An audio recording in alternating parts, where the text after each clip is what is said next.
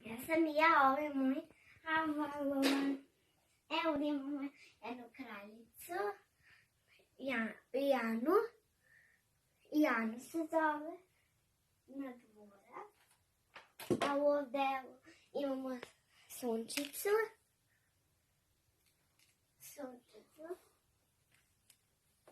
Felun. Tamaru. Se pitate što nema roze kosu, nisam mogla da nađem, ima ovdje roze pamečić.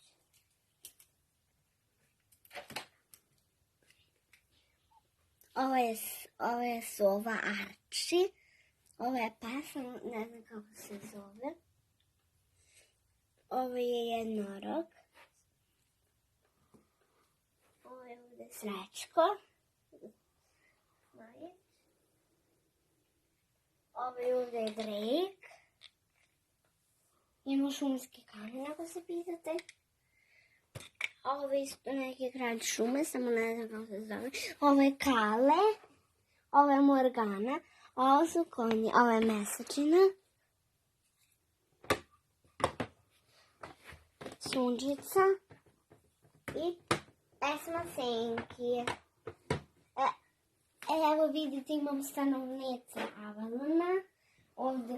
Ovdje imamo stabla putovanja. Hladnu sobu, toplu sobu. Ovdje bazen za kupanje. Imamo i tobogan. Evo ovdje ovi. Ovdje deca.